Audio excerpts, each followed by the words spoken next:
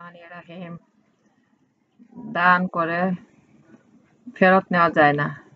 হাদিস 2874 হযরত ইবনে আব্বাস রাদিয়াল্লাহু আনহু বলেন, রাসূলুল্লাহ সাল্লাল্লাহু আলাইহি ওয়াসাল্লাম বলেছেন, যে দান করে ফেরত নেয় সে হলো কুকুরের ন্যায়, সে আপন ভূমি পুনরা খেয়ে ফেলে। আমাদের পক্ষে এ মন্দ উদাহরণ সাজে না। বুখারী।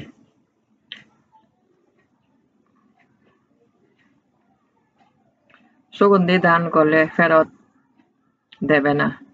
হাদিস 2876 হযরত আবু হুরায়রা রাদিয়াল্লাহু আনহু বলেন, রাসূলুল্লাহ সাল্লাল্লাহু আলাইহি ওয়াসাল্লাম বলেছেন, যাকে সুগন্ধি দান করা হয় সে যেন তা ফেরত না নেয়, কেননা এটা হালকা বোঝা অথচ সুগন্ধিযুক্ত। মুসলিম।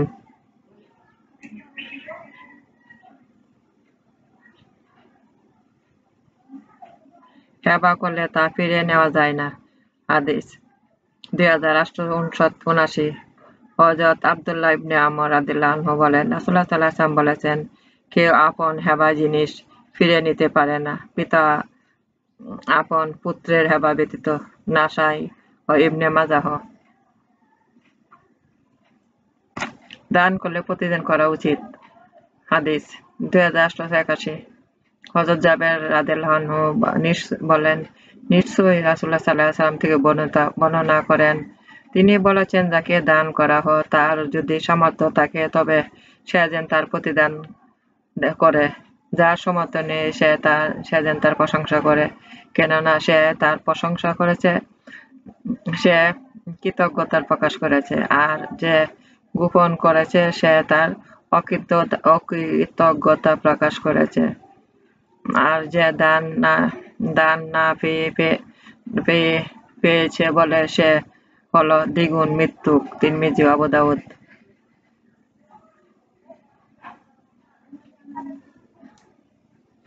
উপহার বিনিময় করা ইলমের বিধান।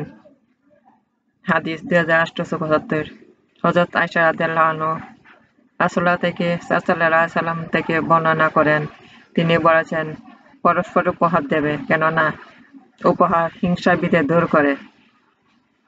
3টি জিনিস ফিরিয়ে দেওয়া যায় না। হাদিস 2887 হযরত ইবনে ওমর রাদিয়াল্লাহু আনহু বলেন, রাসূলুল্লাহ সাল্লাল্লাহু আলাইহি ওয়াসাল্লাম বলেছেন, 3টি জিনিস ফিরিয়ে দেওয়া যায় না, বসবার গদি, তৈল ও দুধ। তিরমিজি বলেন, এই হাদিসটি গরীব।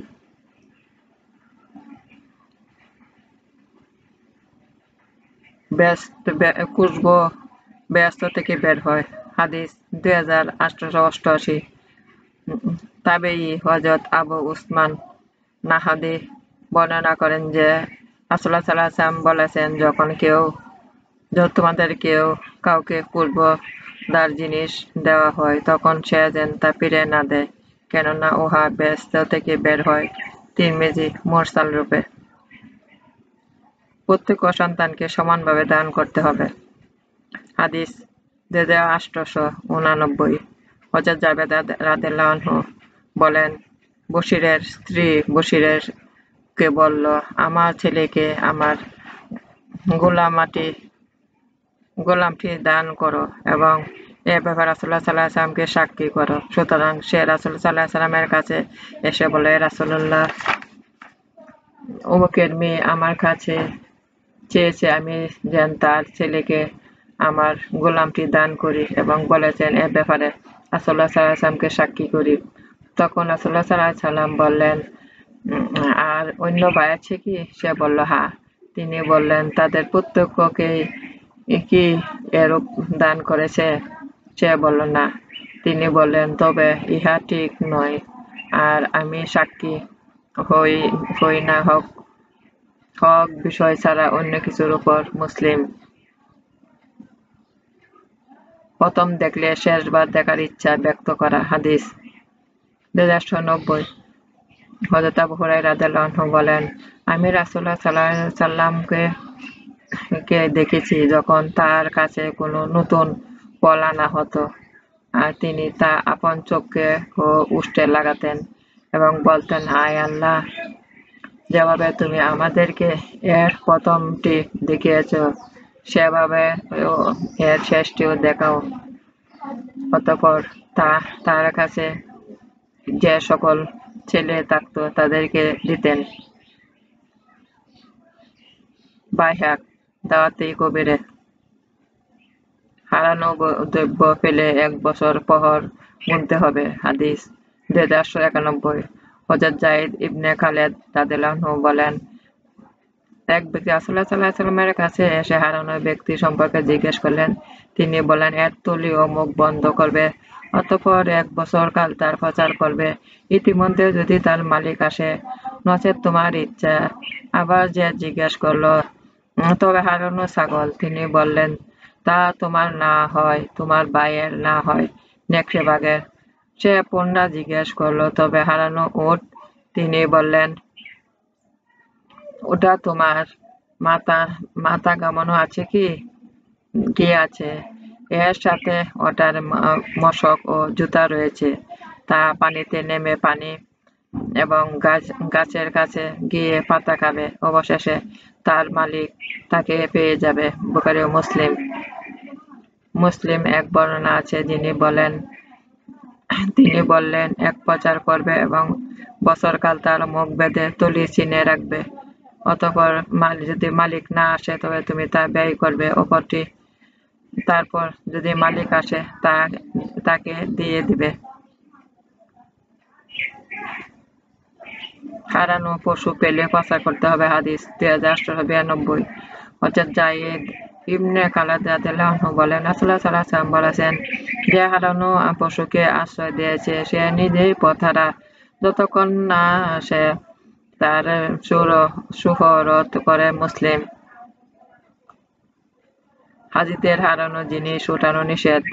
হাদিস ২,৮৯৩। হযরত আব্দুর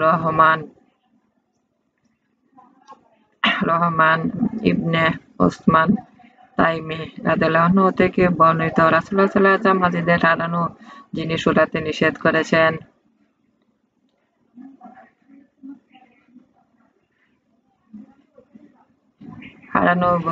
হারানো জিনিস পেয়ে প্রচার করা অবশ্যই কর্তব্য। হাদিস ২,৮৯৬। হযরত জারদ রাদিয়াল্লাহু আনহু বলেন, রাসূলুল্লাহ সাল্লাল্লাহু আলাইহি ওয়াসাল্লাম বলেছেন, মুসলমানদের হারানো জিনিস আগুনের স্ফুলিঙ্গ স্বরূপ মেরে সাধারণ জিনিসের প্রতি কড়াকড়ি কম। হাদিস ২,৮৯৮। হযরত জাবের রাদিয়াল্লাহু আনহু বলেন, রাসূলুল্লাহ সাল্লাল্লাহু আলাইহি ওয়াসাল্লাম ছুরি, চাবুক, রশি ও এগুলোর ন্যায় নগণ্য জিনিস যা কোনো ব্যক্তি ওঠায় তার দ্বারা নিজের উপকার লাভ করতে আমাদেরকে অনুমতি দিয়েছেন। আবু দাউদ। মুমিনদের ঋণ রাসূলুল্লাহ সাল্লাল্লাহু আলাইহি ওয়াসাল্লাম পরিশোধ করতেন। হাদিস ২,৮৯৯। হযরত আবু হুরায়রা রাদিয়াল্লাহু আনহু থেকে বর্ণনা করেন যে তিনি বলেছেন, আমি মুসলমানদের পক্ষে তাদের নিজেদের অপেক্ষা নিকটতম। সুতরাং যে মারা যায় এবং তার উপর ঋণের বোঝা থাকে আর যে তা পরিশোধ করার পরিমাণ সম্পত্তি রেখে না যায়, তা পরিশোধ করার ভার আমার উপর। আর সে যা মাল রেখে যায় তা তার ওয়ারিসদের। অতঃপর এক বর্ণনা আছে, যে ঋণ অথবা অসহায় পোষ্য রেখে যায় সে যেন আমার কাছে আসে, আমি তার অভিভাবক।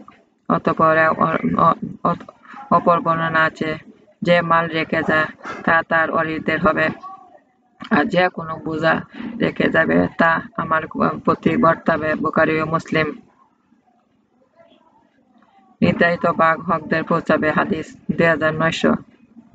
হযরত ইবনে আব্বাস রাদিয়াল্লাহু আনহু বলেন, রাসূলুল্লাহ সাল্লাল্লাহু আলাইহি ওয়াসাল্লাম বলেছেন, নির্ধারিত দায় ভাগসমূহ তাদের হকদারকে পৌঁছিয়ে দেবে।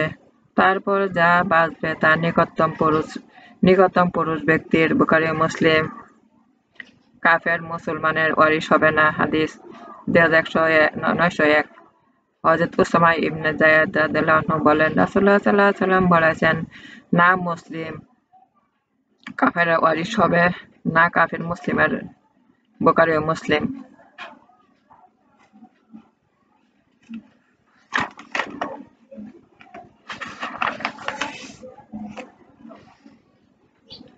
দাদি ও নানির ওয়ারিশ অংশ নির্ধারিত।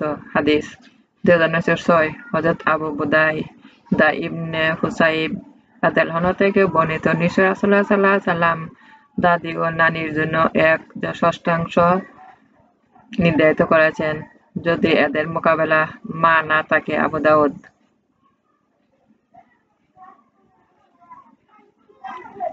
জীবিত সন্তান প্রসব হলে তার জানাজা পড়তে হয়। হাদিস 2907 হযরত জাবের রাদিয়াল্লাহু আনহু বলেন, রাসূলুল্লাহ সাল্লাল্লাহু আলাইহি ওয়াসাল্লাম বলেছেন, সন্তান ভূমিষ্ঠ হয়ে যখন চিৎকার করবে তার জানাজা পড়তে হবে এবং তাকে ওয়ারিশ করতে হবে। ইবনে মাজাহ দামেরি। স্ত্রীলোক 3টি মিরাস পেয়ে থাকে। হাদিস 2910 হযরত ওয়াসিল ইবনে আসকা রাদিয়াল্লাহু আনহু বলেন, রাসূলুল্লাহ সাল্লাল্লাহু আলাইহি ওয়াসাল্লাম বলেছেন, স্ত্রীলোক 3টি মিরাস সম্পর্কে তিনটি মিরাস সম্পূর্ণ লাভ করবে। তার মুক্ত ক্রীতদাসের মিরাস, তার পরে যাওয়া সন্তানের মিরাস এবং সে সন্তান সম্পর্কে যে লালন করেছে তার মিরাস। তিরমিজি ও আবু দাউদ। ইবনে মাজাহ। জেনা সন্তান ওয়ারিশ হবে না। হাদিস 2911 আমর ইবনে সুয়াব তার পিতার মাধ্যমে তার দাদা থেকে বর্ণনা করেন, নিশ্চয় রাসূলুল্লাহ সাল্লাল্লাহু আলাইহি ওয়াসাল্লাম বলেছেন, যে কোনো ব্যক্তি স্বাধীনা নারী অথবা বাদীর সাথে জেনা করেছে সে সন্তান হবে জেনার সন্তান, সে জেনাকারী ওয়ারিশ হবে না এবং মৌরুসও হবে না। তিরমিজি। লা ওয়ারিশ ব্যক্তির সম্পদ একজনকে দেওয়া হলো। হাদিস হযরত আবু বুদাইদা আসলামী রাদিয়াল্লাহু আনহু বলেন, খুযাআ গোত্রে এক ব্যক্তি মারা গেল এবং তার মিরাস রাসূলুল্লাহ সাল্লাল্লাহু আলাইহি ওয়াসাল্লামের কাছে আনা হলো। তিনি বললেন, তার কোনো ওয়ারিশ বা দূর আত্মীয় আছে কিনা তালাশ করো, কিন্তু তারা তার কোনো ওয়ারিশ বা দূর আত্মীয় পেল না।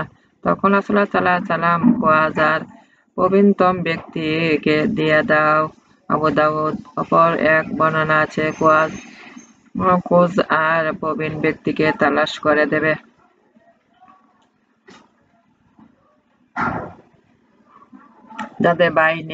যাদের ভাই বোন ওয়ারিশ হবে। 2914 হযরত আলী রাদিয়াল্লাহু আনহু বলেন, তোমরা বন্টন বিষয়ে এই আয়াত পড়ে থাকো, তা তোমরা যে ওসিয়ত করো সে ওসিয়ত ও ঋণ আদায়ের পর, অথচ রাসূলুল্লাহ সাল্লাল্লাহু আলাইহি ওয়াসাল্লাম আদায়ের হুকুম দিয়েছেন ওসিয়তের পূর্বে। তিনি আরো হুকুম দিয়েছেন, সহোদর ভাই বোন ওয়ারিশ হবে, সৎ ভাই বোন নয়। ভাই ওয়ারিশ হয় এক মায়ের এক বাপের ও ভিন্ন মায়ের ভাইয়ের নহে। তিরমিজি ও ইবনে মাজাহ।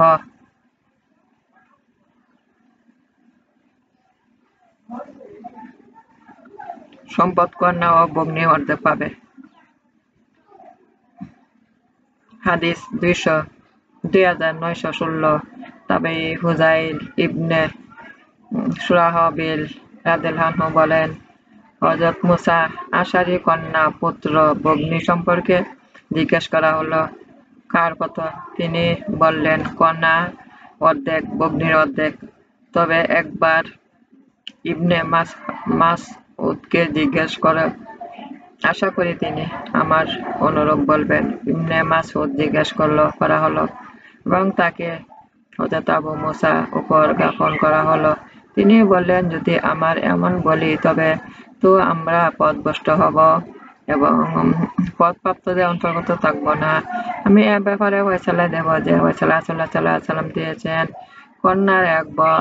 কন্যার অর্ধেক এবং পুত্র এক ষষ্ঠাংশ, 2/3 পূর্ণ করার উদ্দেশ্য, আর বাকি যা থাকবে অর্থাৎ 1/3 তা ভগ্নীর আসাব রূপে। রাবী বললেন, অতঃপর আমরা হযরত আবু মুসার কাছে গেলাম এবং তাকে হযরত ইবনে মাসউদ উত্তর জ্ঞাপন করলাম। তখন তিনি বললেন, আমাকে কিছু জিজ্ঞেস করো না যতক্ষণ না তোমাদের মধ্যে এই মহাপণ্ডিত আছেন। বুখারী।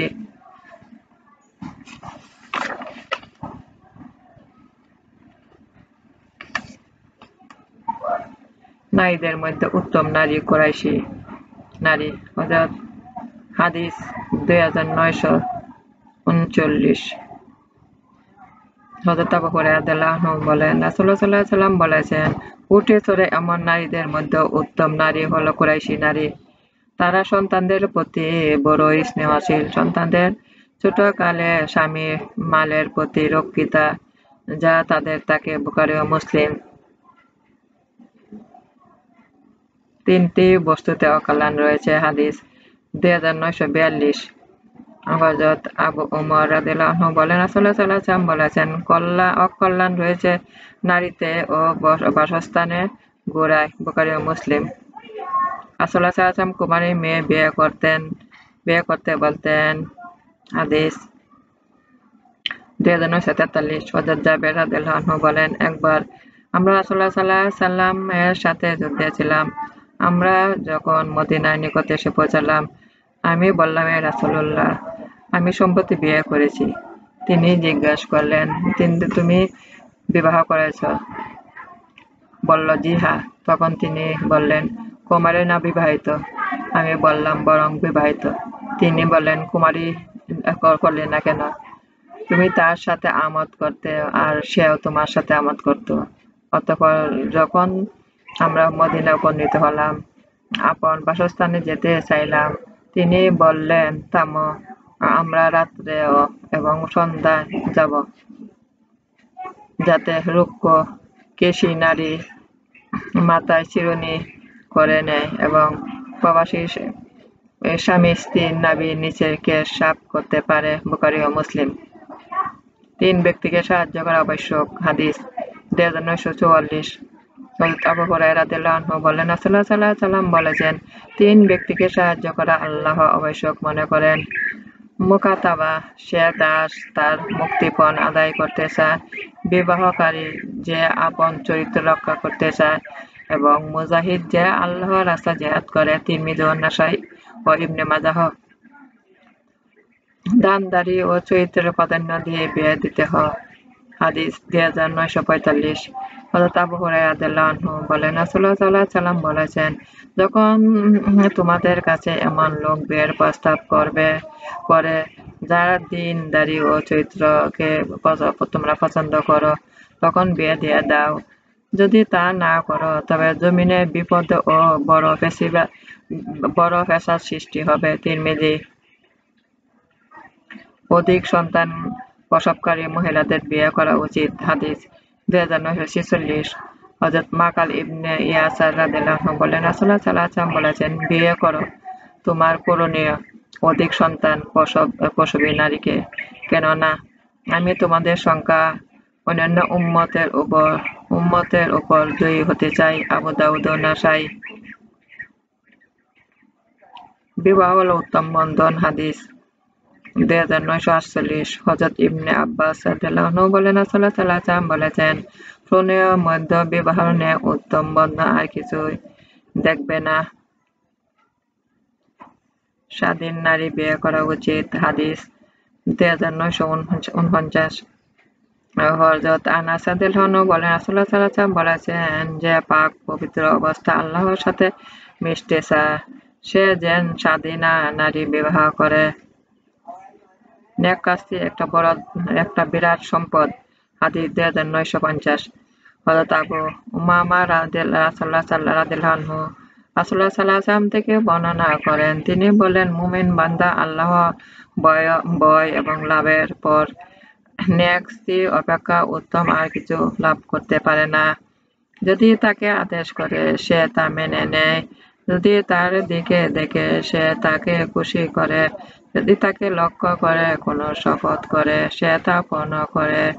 আর যদি স্বামী তার কাছ থেকে দূরে চলে যায়, সে তার নিজের বিষয় ও স্বামীর মালের বিষয়ে মঙ্গল কামনা করে। ইবনে মাজাহ উক্ত হাদিসটি 3টি বর্ণনা করেছেন। বিয়ে করলে দিনের অর্ধেক পূর্ণ হওয়া। হাদিস 2951। হযরত আনাস রাদিয়াল্লাহু আনহু বলেন, রাসূলুল্লাহ সাল্লাল্লাহু আলাইহি ওয়াসাল্লাম বলেছেন, যখন বান্দা বিবাহ করলো, নিশ্চয়ই সে তার দিনের অর্ধেক পূর্ণ করলো। বাকি অর্ধেক সম্পর্কে আল্লাহকে ভয় করবে।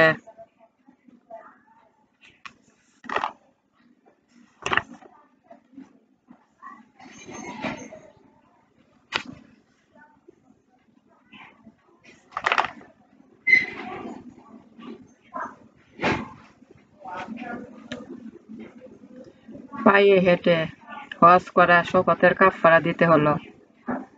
হাদিস 3181।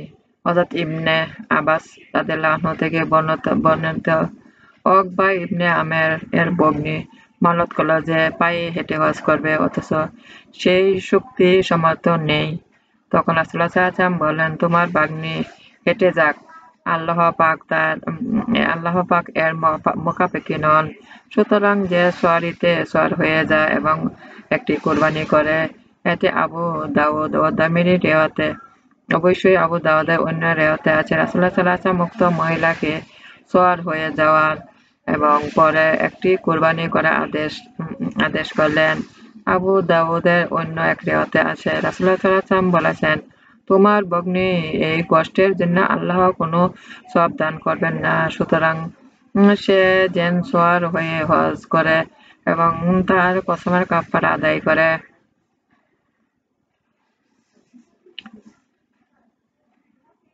গুনাহর কাজে মান্নত করবে না। হাদিস 3175। হযরত আয়েশা রাদিয়াল্লাহু আনহা হতে বর্ণিত, রাসূলুল্লাহ সাল্লাল্লাহু আলাইহি ওয়াসাল্লাম বলেছেন, গুনাহর কাজে মান্নত নেই আর তা কাফারা হলো কসমের কাফারা নেই। আবু দাউদ, তিরমিজি, নাসাই। আল্লাহর নাফরমানির কাজে মান্নত করবে না। হাদিস 3177। হযরত সাবেদ ইবনে জাহাক রাদিয়াল্লাহু আনহু বলেন, এক ব্যক্তি রাসূলুল্লাহ সাল্লাল্লাহু আলাইহি ওয়াসাল্লাম এর সময় মান্নত করল যে সে বুনআর নামক স্থানে একটি উট জবাহ করবে এবং রাসূলুল্লাহ সাল্লাল্লাহু আলাইহি ওয়াসাল্লাম এর খেদমতে এসে তা জানালো। তখন রাসূলুল্লাহ সাল্লাল্লাহু আলাইহি ওয়াসাল্লাম জিজ্ঞেস করলেন, জাহেলিয়াতের যুগে কি সে জায়গা প্রতিমা দেবতায় পূজা অর্চনা করা হতো? সাহাবারা বললেন, না। এইবার তিনি জিজ্ঞেস করলেন, তবে সেই যুগে সেখানে তাদের মেলা পরব বসত? সাহাবারা বললেন, না। তখন রাসূলুল্লাহ সাল্লাল্লাহু আলাইহি ওয়াসাল্লাম বললেন, তোমার মানত পুরা করো, তবে স্মরণ রেখো যে আল্লাহর নাফরমানি হয় এমন মানত পুরা করতে নেই এবং আদম আলাইহিস সালাম যে জিনিসের মালিক নয় সেই জিনিস মানত করলে তা পুরা করতে হয় না। আবু দাউদ।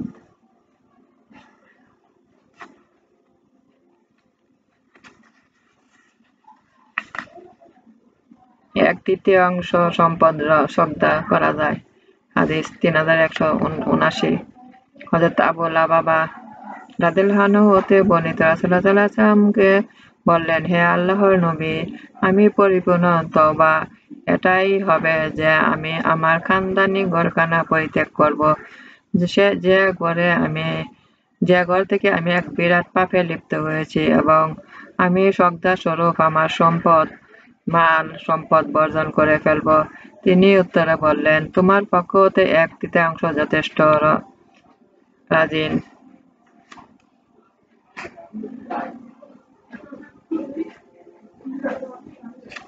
পিতামাতার মান্য সন্তান আদায় করতে পারে। হাদিস 3173। হযরত ইবনে আব্বাস রাদিয়াল্লাহু আনহু হতে বর্ণিত, সাদ ইবনে উবাদা রাদিয়াল্লাহু আনহু রাসূলুল্লাহ সাল্লাল্লাহু আলাইহি ওয়াসাল্লাম হতে এক ফতোয়া চাইলেন যে তার মায়ের উপর একটি মান্নত ছিল, কিন্তু তা পুরা করবার আগে তিনি মারা গেছেন। উত্তরে বললেন, তার পক্ষে তুমি আদায় করবে। বুখারী ও মুসলিম।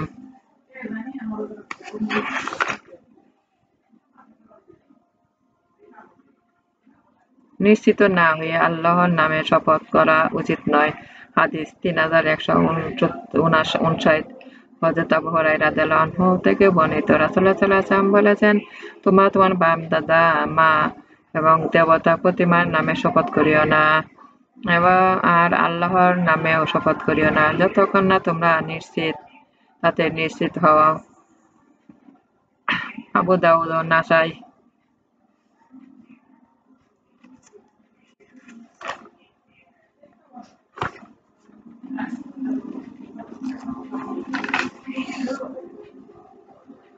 মানুষ আত্মহত্যা করলে জাহান্নামী হবে। হাদিস 3194।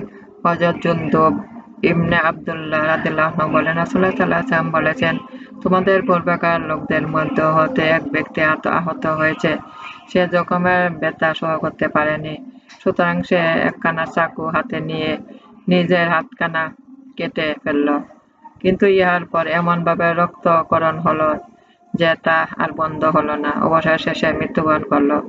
আল্লাহ পাক বললেন, আমার বান্দা নিজেকে হত্যা করার ব্যাপারে বড়ই তাড়াহুড়া করল, সুতরাং আমি তার জন্য জান্নাত হারাম করে দিলাম। বুখারী ও মুসলিম।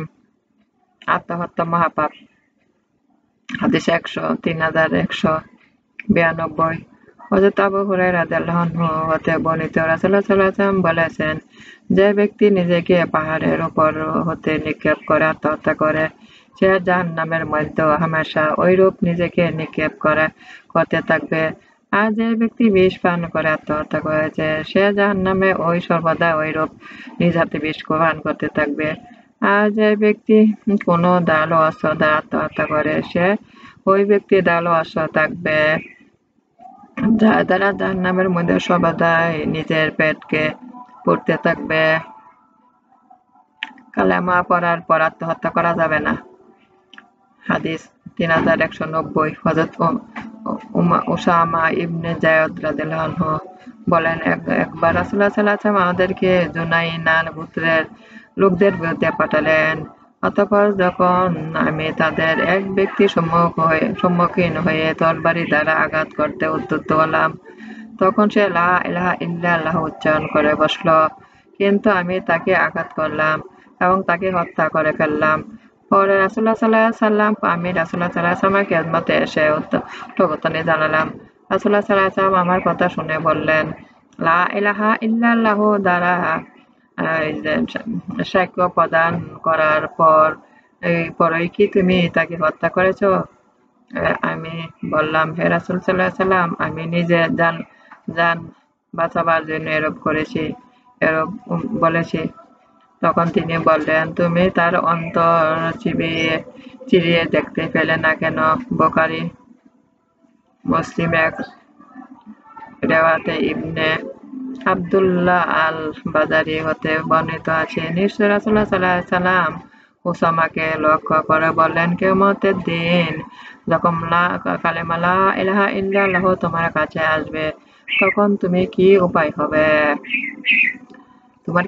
হবে? কথাটি তিনি কয়েকবার উচ্চারণ করলেন। মুসলিম। কিয়ামতের দিন রক্তপাতের বিচার আগে হবে। হাদিস 3186।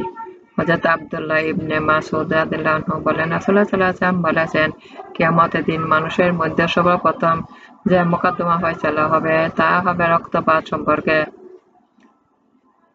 মুসলমানকে হত্যার বিধান নেই। হাদিস 3187।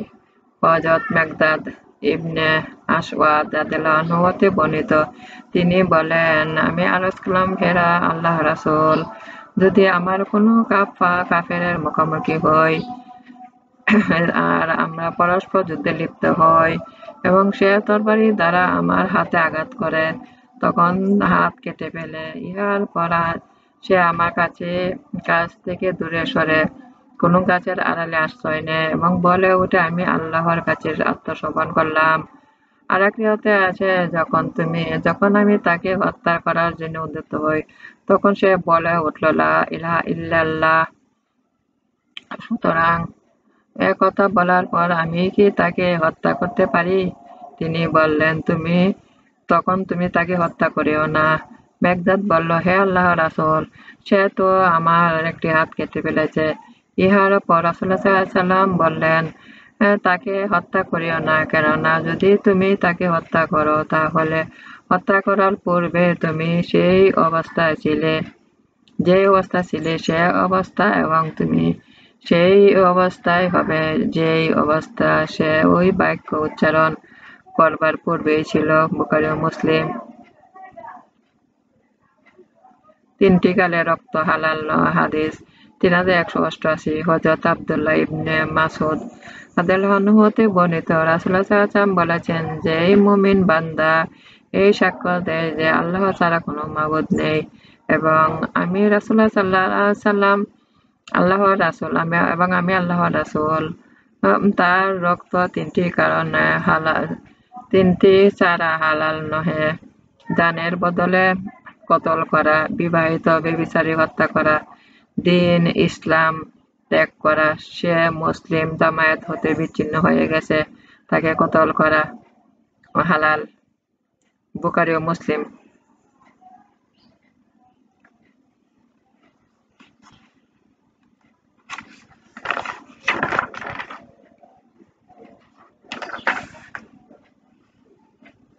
মুসলমানকে হত্যা করা জঘন্য কাজ। হাদিস হযরত আব্দুল্লাহ ইবনে ওমর রাদিয়াল্লাহু আনহু হতে বর্ণিত, নিশ্চয়ই রাসূলুল্লাহ সাল্লাল্লাহু আলাইহি ওয়াসাল্লাম বলেছেন, যে কোনো মুসলমানকে হত্যা করার চাইতে এই দুনিয়াটি ধ্বংস হয়ে যাওয়া আল্লাহর কাছে অতি নগণ্য। তিরমিজি ও নাসাই।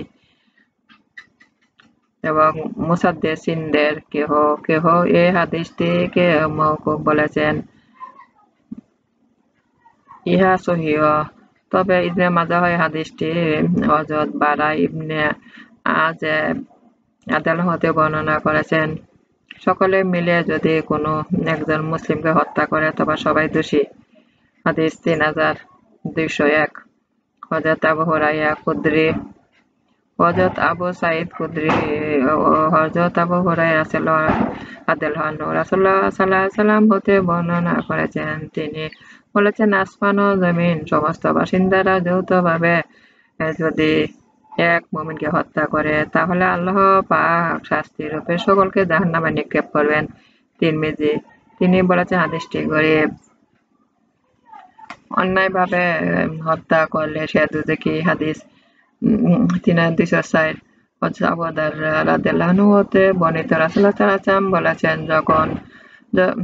যতক্ষণ নাগাদ কোনো মুসলিম অন্যায়ভাবে কোনো ব্যক্তিকে হত্যা না করে ততক্ষণ পর্যন্ত সে নেক কাজের মধ্যে দ্রুতগামী থাকে, কিন্তু যখন সে হারামভাবে কাউকে খুন করল তখন তার ওই শুভ গমন থেমে যাবে। আবু দাউদ। সন্তানকে হত্যা করলে পিতার কাছ থেকে কেসাস নেবে না। হাদিস ৩,২০৬। হযরত ইবনে আব্বাস রাদিয়াল্লাহু আনহু বলেন, রাসূলুল্লাহ সাল্লাল্লাহু আলাইহি ওয়াসাল্লাম বলেছেন, শরীয়তের বিধান মসজিদের ভিতর প্রয়োগ করা যাবে না, আর সন্তানকে হত্যা করার দরুন পিতা হতে কেসাস নেওয়া যাবে না। তিরমিজি ও দামেরি। সন্তানের অপরাধ পিতার উপর পড়ে। হাদিস ৩,২০৭। হযরত আবু রিমশা রাদিয়াল্লাহু আনহু বলেন, একদা আমি আমার পিতার সাথে রাসূলুল্লাহ সাল্লাল্লাহু আলাইহি ওয়াসাল্লামের কাছে উপস্থিত হলাম। রাসূলুল্লাহ সাল্লাল্লাহু আলাইহি ওয়াসাল্লাম জিজ্ঞাসা করলেন, তোমার সাথে ওই ছেলেটি কে? আমার পিতা বললেন, সে আমার পুত্র। এ ব্যাপারে আপনি সাক্ষী থাকুন। তখন রাসূলুল্লাহ সাল্লাল্লাহু আলাইহি ওয়াসাল্লাম বলেছেন, সাবধান, তার অপরাধের শাস্তি তোমার উপর এবং তোমার অপরাধের শাস্তি তার উপর বর্তাবে না। আবু দাউদ ও নাসাই। আর সর্বশেষ সুন্নাহ রেওয়াতের মধ্যে হাদিসের শুরুতে এই কথাটি অতিরিক্ত বর্ণিত হয়েছে।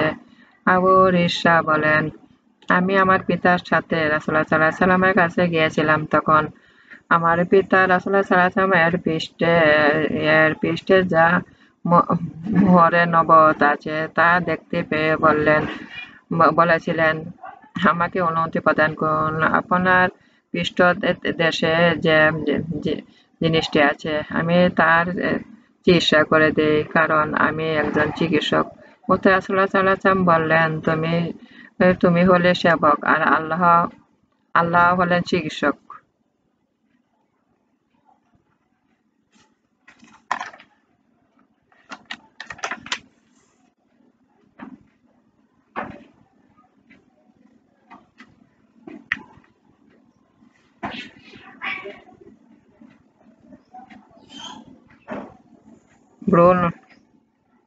ভ্রূণ হত্যাকারীকে এক ক্রীতদাস আজাদ করতে হবে। হাদিস হযরত আবু হুরায়রা রাদিয়াল্লাহু আনহু থেকে বর্ণনা, একদা রাসূলুল্লাহ সাল্লাল্লাহু আলাইহি ওয়াসাল্লাম বনী লেহয়ান গোত্রের জনৈকা মহিলা গর্ভস্থ ভ্রূণ হত্যা করার ব্যাপারে ফয়সালা দিয়েছিলেন।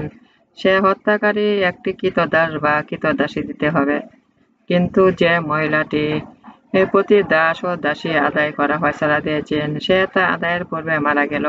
তখন রাসূলুল্লাহ সাল্লাল্লাহু আলাইহি ওয়াসাল্লাম হুকুম দিলেন যে তার মিরাস তার সন্তান এবং তার স্বামী পাবে। দিও তার আশাবাদদেরকে আদায় করতে হবে। বুখারী ও মুসলিম। গর্ভস্থ ভ্রূণ হত্যা করলে কৃতদাস মুক্ত করতে হয়। হাদিস 3221। হযরত মুগীরা ইবনে শুআবা রাদিয়াল্লাহু আনহু হতে বর্ণিত, একদা 203 তালা পাথর অথবা তাবুক কুটির দ্বারা পরস্পর মারামারি করতে করলো, ফলে এক মহিলা গর্ভবতী হয়ে গেল। রাসূলুল্লাহ সাল্লাল্লাহু আলাইহি ওয়াসাল্লাম গর্ভস্থ ভ্রূণের বদলে একটি গোবরা অর্থাৎ একটি দাসী দেওয়ার ফয়সালা প্রদান করলেন। ইহা হত্যাকারিণী মহিলাটির আসবাবের উপর জারি করলেন। ইহা হলো তিরমিজি রিওয়ায়াত। আর মুসলিম রিওয়ায়াতে মুগীরা রাদিয়াল্লাহু আনহু বলেন, একদা মহিলা তার সতীনকে তাবুক কুটির দ্বারা আঘাত করল। আক্রান্ত মহিলাটি ছিল গর্ভবতী। আক্রমণকারী তাকে মেরে ফেলল। মুগীরা বললেন, তাদের একজন ছিল লেহয়ান গোত্রের নারী। বর্ণনাকারী বলেন, এর রক্তপণ হিসাবে রাসূলুল্লাহ সাল্লাল্লাহু আলাইহি ওয়াসাল্লাম হত্যাকারিণীর আত্মীয়দের উপর নিহত মহিলাটির দিয়ত, তার পেটের ভিতর যা ছিল উহার বদলে একটি গোবরা প্রদান করার হুকুম জারি করলেন। আমার নামাজ, আমার উপাসনা, আমার জীবন, আমার মন সব আল্লাহর কাছে আত্মসমর্পণ করছি। হে আমার রব, আমাকে আল্লাহ আনুগত্য পালন, রাসূলের আনুগত্য পালন, আল্লাহর উপদেশ পালন করতে শক্তি দান করুন। দুনিয়া আখিরাতে কল্যাণ দান করুন। দোজখের অগ্নি হতে আমাকে রক্ষা করুন। কল্যাণের হাতে আমাকে বের করুন, কল্যাণের হাতে আমাকে দাখিল করুন। আপনার সাহায্য শক্তি আমাকে দান করুন। আমিন। আমার ভিডিওগুলো আপনি বেশি করে একটু শেয়ার করুন, সাবস্ক্রাইব করে দিন।